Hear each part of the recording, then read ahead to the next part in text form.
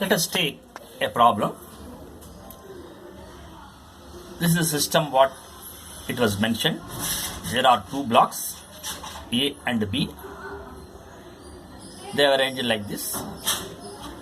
What would be the value of P to move the block B for the given system?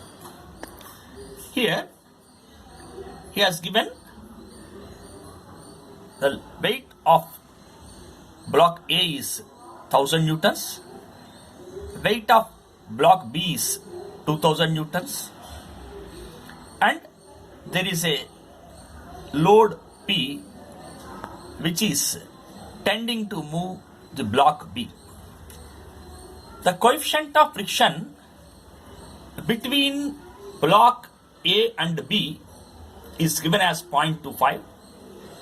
The coefficient of friction between the block B and surface is 0.33. To solve this problem, we'll consider the free body diagram. This is the given system. So if you draw a free body diagram, we have to separate block A, block B. Due to load, we'll consider block B. Due to load P, the block B tends to move towards the load P. So obviously, the frictional force F2 is opposite to P.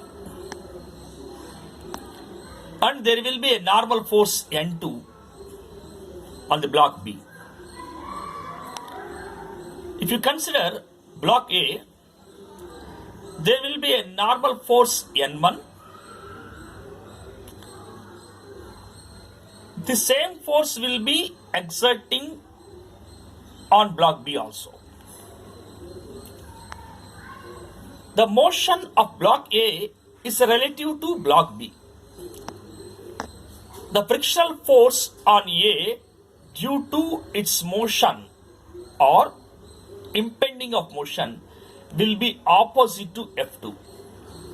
So if you see on block A, we are having a tension T because it is tied to the another support or surface. On block A, tension T, its own weight 1000 newtons and the reaction N1 and the frictional force F1. Already it is given that the frictional coefficient is 0.25 between the two surfaces. When it comes to block B, a pulling force P and the weight of the block is 2000 newtons and N1. Frictional force F2, N2 and frictional force F1 and the coefficient of friction between the surface and block B is 0.33. Now we'll solve this problem. We'll consider block A. On the block A, tension 1000 newtons, N1, F2. So if you equate the vertical forces, N1 is equal to 1000 newtons, and we know very well that the frictional force is mu1 N1. So F1 is 0.25 into 1000, it is 250. When you are equating the horizontal forces, F1 is equal to T or T is equal to 250 newtons. When the block B is considered, this is a block B. So on the block B, the vertical forces are upward N2, downward N1 plus weight of the block B. So already we know that N1 is 1000, 1000 plus 2000, it is 3000 newtons. And we know very well that the frictional force between the surface and block B, F2 is mu2 N2.